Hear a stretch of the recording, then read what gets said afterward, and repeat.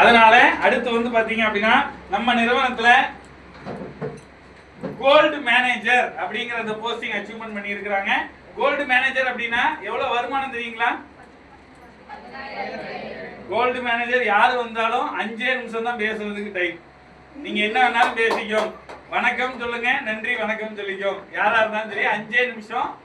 ஓகேவா? ஏன்னா அடுத்தடுத்து டீம் ட்ரைனிங்லாம் போடுவீங்க, எல்லா விஷயத்தையும் நம்ம கருத்துல வைக்கணும். ஓகேவா? ரைட். நம்ம நிறுவனத்துடைய நியூ கோல்டு மேனேஜர் வர வச்சிடலாமா? நம்ம நிறுவனத்துல நடந்து முடிந்த வாரங்கள்ல பெஸ்டா பெர்ஃபார்மர் பண்ணி நெக்ஸ்ட் லெவல்ல அடுத்த போஸ்டிங்ல ஏறி இருக்கிறாங்க. வர வச்சிடலாமா? வர வச்சிடலாமா? வர வைக்கலாமா?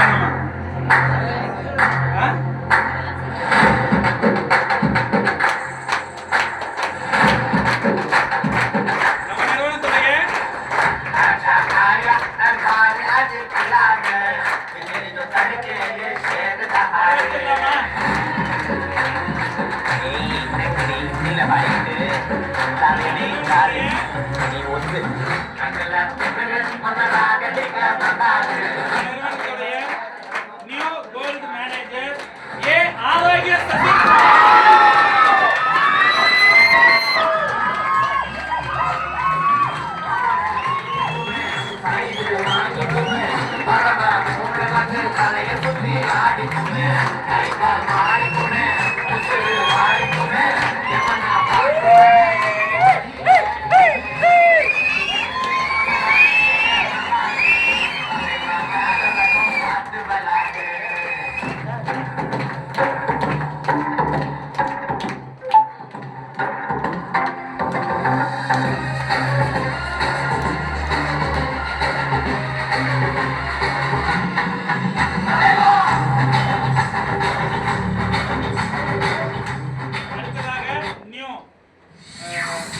தாம் பெற்றது மட்டும் வெற்றி இல்ல, தனக்கு கீழே அடுத்த லெவல்லையும் ஒரு கோல்டு மேனேஜர் இந்த ஆபீஸ்ல நான் ஒரே ஒரு உத்தரவாதம் அந்த பொண்ணுக்கு வந்து நான் கொடுத்துருக்கேன். ஒரே ஒரு உத்தரவாதம், நீ எதை பத்தியும் ஒரி பண்ணிக்காத, கண்டிப்பா ஒரு நாள் நீ ஜெயிப்ப. அந்த டேலண்ட் உங்ககிட்ட இருக்கு, அந்த திறமை உங்ககிட்ட இருக்கு. பட் வெற்றி வேணா கொஞ்சம் என்ன பண்ணலாம், தள்ளி போகலாம். பிடிச்ச புடிய நீ என்ன பண்ணிடக்கூடாது, விட்டுறவே கூடாது. நீ போராடு, கண்டிப்பா உனக்கு அந்த இடம் கிடைக்கும் அப்படின்னு சொல்லியிருக்கேன். அதுல போராடி அந்த வெற்றியை அச்சீவ்மெண்ட் பண்ண நியூ கோல்டு மேனேஜர் திவ்யலட்சுமி.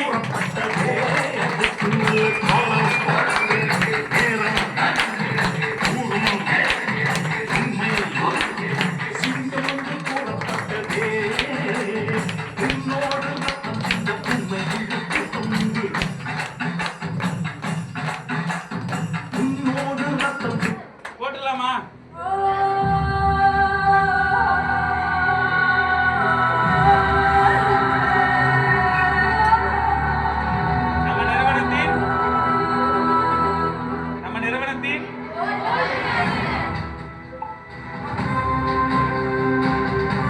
நம்ம நிறுவனத்தின் கோல்டு மேனேஜர் ஏ ஆரோக்கிய சசிகுமார்.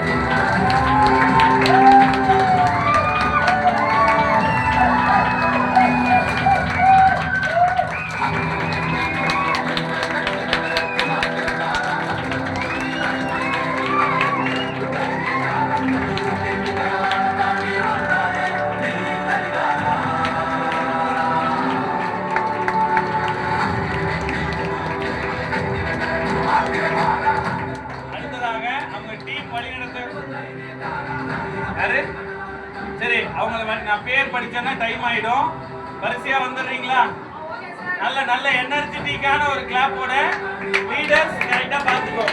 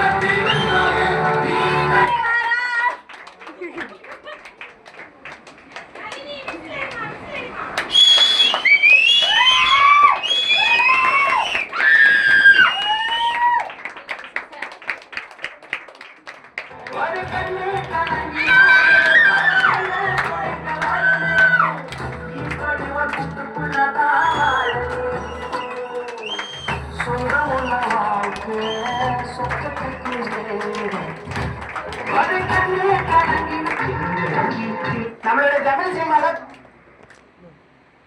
அடுத்ததாக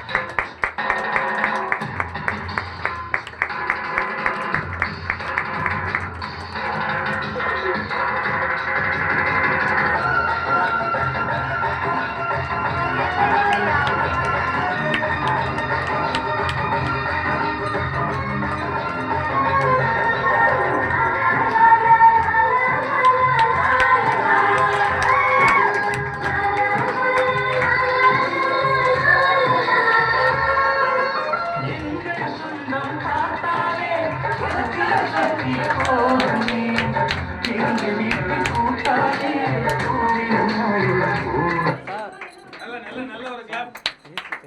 பேஸ் தெரியாது.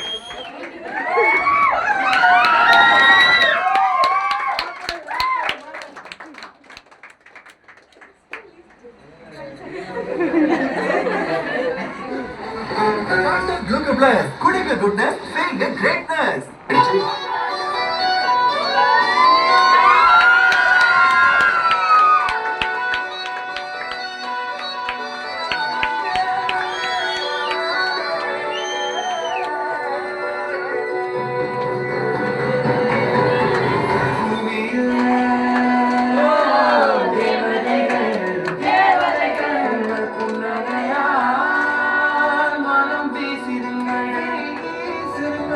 வானத்தில்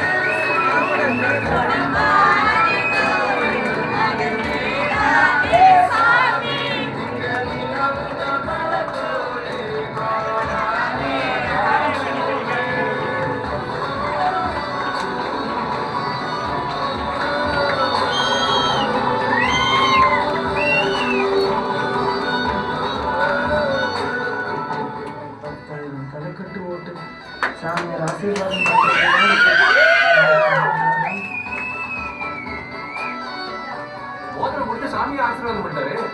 அப்புறம் என்ன, நம்ம ஓட்டுல பெரிய பொண்ணுக்கே போட்டுருவோம். ஓட்டு பெரிய பொண்ணுதான்.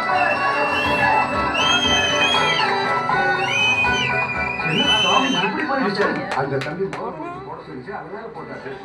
இன்னைக்கு வருகை தவிர இருந்தாலும் நம்ம நிறுவனத்தின் நியூ டைமண்ட் டைரக்டர் நசீம் சார்பாக ஜெயலட்சுமி மேடம்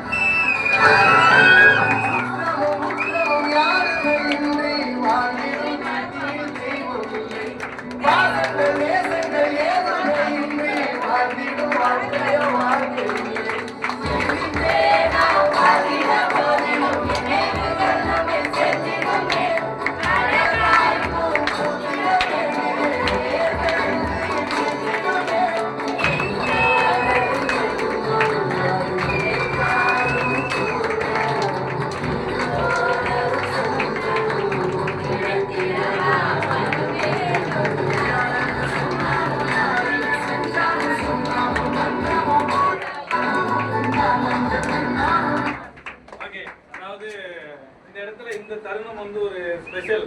ஏன் அப்படின்னு கேட்டீங்க அப்படின்னா, பல நாள் போராட்டம். அதாவது எந்த கோல்டு மேனேஜருக்குமே இந்த அளவுக்கு ஒரு ரெகக்னைசேஷன் முகம் தெரியாத அளவுக்குலாம் பண்ணல. இன்னைக்கு ஏன் இன்னைக்கு இந்த அளவுக்கு அப்படின்னு கேட்டீங்கன்னா, இது பணம் கொடுத்து வாங்கினது கிடையாது, பணம் கொடுத்து வாங்கினதே கிடையாது. அவரு எந்த நேரம் பார்த்தாலும் அவருடைய டீம்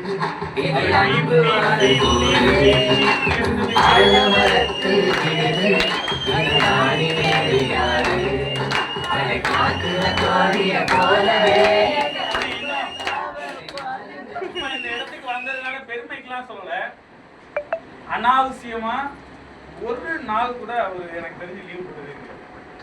ஒரு நாள் நீங்க யார் வேணாலும் நோட் பண்ணிக்கோங்க, வாட்ச் பண்ணிக்கோங்க. உடம்பே சரியில்லைனாலும் மாத்திரையை போட்டு ஆஃபீஸ் கொண்டு வரலாம். அதுக்கு உடம்பு சரியில்லைங்கிறது அவராக வாயை திறந்து சொன்னாதான் தெரியுமே தவிர, மற்றபடி நல்ல ரெஸ்பான்சிபிலிட்டான ஒரு நபர். அதனால தான் இன்னைக்கு வந்து பார்த்தீங்கன்னா 40 மாலையை தூக்கிட்டு சுமக்கிற அளவுக்கு இன்னைக்கு வந்திருக்காங்க. நல்ல ஒரு கிளாப் கொடுத்துருக்காங்க.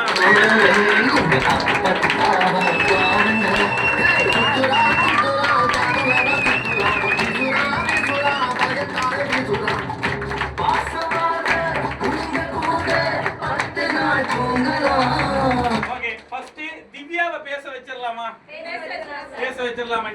நியூவா புதுசா ஒரு காலேஜ் ஸ்டூடெண்ட் வாரம் கிட்டத்தட்ட 21,000 ரூபாய் சம்பாதிக்க முடியும்னு சொல்லி ப்ரூவ் பண்ணேன்.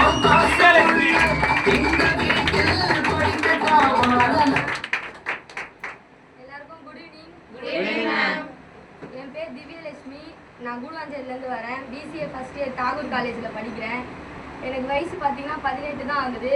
நான் இந்த வாய்ப்பு எடுக்கிறதுக்கு முன்னாடி ஒரு டிபார்ட்மெண்ட் ஸ்டோரில் ஒர்க் பண்ணிட்டு இருந்தேன்.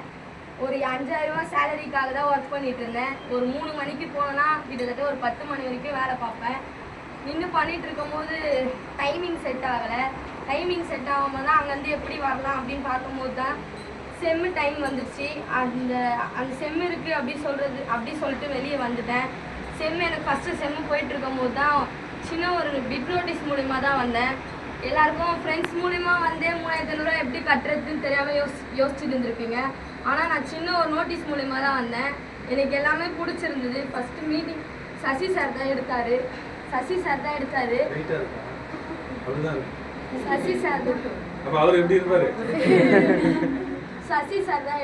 எனக்கு எல்லாமே புரிஞ்சுது. கவுன்சிலிங் உமா மேம் தான் கொடுத்தாங்க. மேம் எனக்கு எதுவுமே போடாதீங்க, நான் 3,500 ரூபா கட்டுறேன், ஆனால் என்கிட்ட இப்போ இல்லை மேம், நான் வீட்டுக்கு போய் ரெடி பண்ணிவிட்டு கட்டுறேன் அப்படின்னு சொன்னேன். அதுக்கப்புறம் வீட்டுக்கு போகல. இங்கேயே எங்கள் அப்பா கிட்ட சொன்னேன். அப்பா என்ன சொன்னார், நீ வீட்டுக்கு வா, அப்படின்னா யார்கிட்ட நான் ரெடி பண்ணி அனுப்பிச்சி விட்றேன், இப்போ முடியாதுமா அப்படின்னு சொன்னார். நான் இந்த இடத்துக்கு வந்திருக்கேன் அப்படின்னா எங்கள் அப்பா எங்கள் அம்மா சப்போர்ட் இல்லாமல் நான் இந்த இடத்துக்கு வந்திருக்க மாட்டேன்.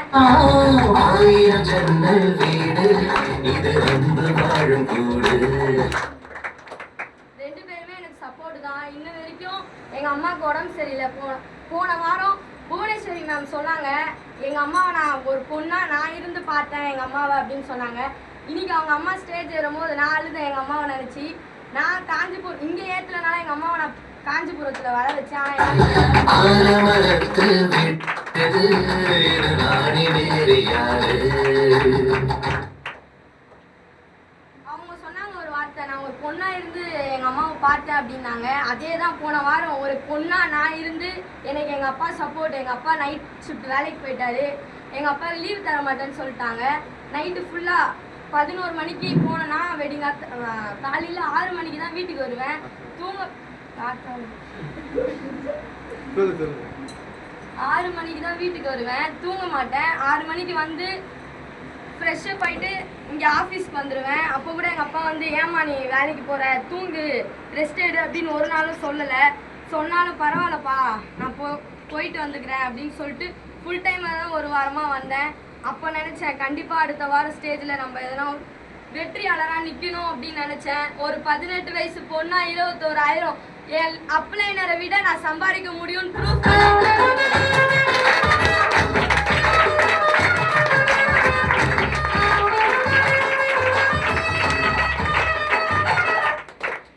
இன்னைக்கு கூட காலையில் எங்கள் அம்மா உடம்பு சரியில்லை. எங்கள் அம்மாவை ஹாஸ்பிட்டலில் விட்டுட்டு தான் நான் வந்தேன். எங்கள் அம்மாவுக்கு இன்னும் ட்ரீட்மெண்ட் முடிஞ்சுதா என்ன எதுன்னு தெரியல.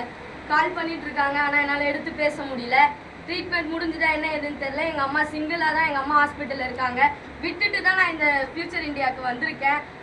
எங்கள் அம்மாவோட ஹாஸ்பிட்டல் செலவை கொஞ்சம் கொஞ்சமாக நான் அடைச்சிட்டு இருக்கேன். ஒரு பொண்ணாக இருந்து 2 லட்சம் கிட்ட வச்சுருக்கேன் ஹாஸ்பிட்டல் செலவு எங்கள் அம்மாக்காக. அதை நான் எங்கள் அப்பா கிட்ட கூட சொல்லலை, இவ்வளோ இருக்குப்பா நீங்கள் எப்படின்னா பார்த்துக்கோங்க அப்படின்னு. எங்கள் அப்பா சொன்னார், நான் பாதி பண்ணிக்கிறேன் நீ பாதி பண்ணிக்கோ அப்படின்னாரு. வேண்டாம்ப்பா நானே பார்த்துக்கிறேன் எல்லாத்தையும் அப்படின்னு சொன்னேன். இப்போ நான் கொஞ்சம் கொஞ்சமாக அடைச்சிட்டு இருக்கேன். எங்கள் அம்மா சொல்கிறாங்க காலேஜ் ஃபீஸ் உன்னை பெத்த கடமைக்கு நான் கட்டிக்கிறேன் அப்படின்றாங்க. இப்போ நான் என் காலேஜ் ஃபீஸுக்கு சேர்த்து வச்சுருக்கேன். என் செகண்ட் இயர் காலேஜ் ஃபீஸ் நான் தான் கட்ட போகிறேன்.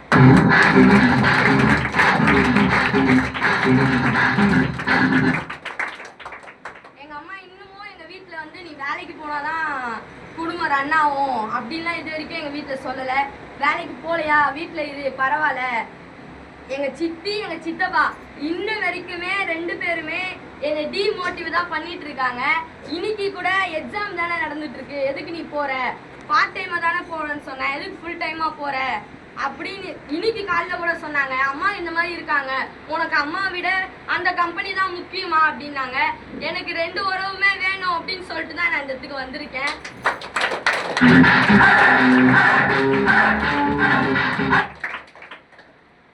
எங்க அம்மாவோட ஹாஸ்பிட்டல் செலவுக்கு கூட அமௌண்ட் எல்லாமே பே பண்ணிட்டு அவங்க கிட்ட எதுவும் கேட்காதீங்க, எனக்கு அவங்க தெரிஞ்ச டாக்டர் தான், எல்லா அமௌண்ட்டும் பே பண்ணிட்டு எதுவுமே அவங்க கிட்ட கேட்காதீங்க, நான் பே பண்ணதாகவும் சொல்லிக்காதீங்க, எல்லாமே பண்ணிட்டாங்க அப்படின்னு எங்க அம்மா கிட்ட சொல்லிடுங்க. கேட்டதுக்கு உன் பொண்ணு தான் பே பண்ணுச்சின்னு சொல்லுங்க. இன்னும் வரைக்கும் எங்களை சுத்தி அவ்வளோ உறவு இருக்கு, ஒருத்தனும் பணம்னால வரவே மாட்டான். ஒரு பொண்ணா இருந்து 2 லட்சம் கிட்ட கடன் வச்சிருக்கேன். ஒரு வாரம் கிட்ட எங்க அம்மாவை ஒரு பொண்ணா இருந்து நான் நைட்ல பார்த்தேன். எல்லாருமே சொன்னாங்க மிஸ்யூஸ் பண்ணிட போறாங்கம்மா, நைட்ல என்ன பண்ற ஹாஸ்பிட்டல்ல, எவனும் எல்லாருமே டிமோட்டிவ் தான் பண்றான். ஆனா சொல்றவன் எவனும் இங்க எங்க அம்மா கூட வந்து யாருமே இல்ல. கேட்டா பணம் இல்ல, பணம் நான் கொடுத்தா வரியான்னு கேட்டா வரேன்னு சொல்றான். பணம் இருந்தாதாங்க மதிப்பு. சொந்தக்காரனா இருந்தாலும் சரி, கூட பிறந்த எங்க அப்பாவோட தம்பி தான், அவரு சொல்றாரு இல்ல என்கிட்ட காசு இல்ல, எங்கன்னா கடன் வாங்கினா பாருங்க அப்படின்னு சொன்னதுக்கு எனக்கு இது தெரியாது. நான் ஆஃபீஸ் வந்துட்டேன். வீட்டுக்கு போனதுக்கு எங்க அப்பா சொல்றாரு இந்த மாதிரி அம்மாக்கு சொல்றாங்கம்மா காசு தேவைப்படுது அப்படின்றாரு. எங்க அம்மா சொன்னாங்க என் காதுல ஒரு கம்பல் இருக்கு, அதை எடுத்துட்டு போய் வைமா, நீ ஏன் அதுக்கு அவங்க கிட்ட எல்லாம் ஏன் நீ கேக்குற. நான் நேத்து எங்க அம்மாக்கு நான் அந்த கம்பலை மூட்டு கொடுத்துட்டேன்.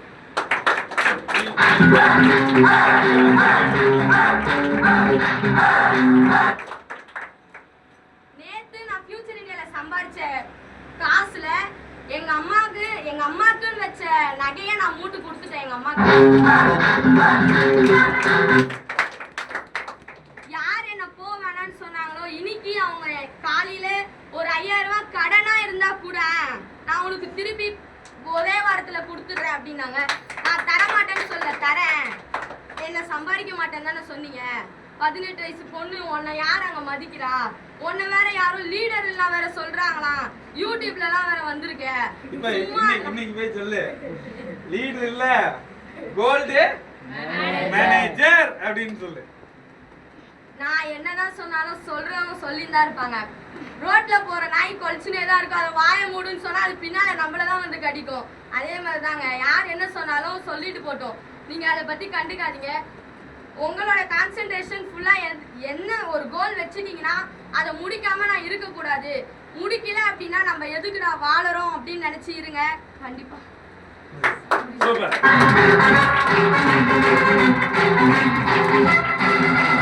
நல்ல ஒரு clap.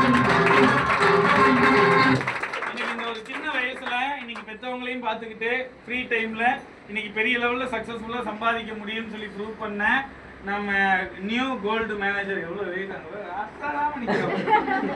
Okay, new gold manager திவ்யலட்சுமிக்கு நல்ல ஒரு பாராட்டு கொடுத்து வெளியே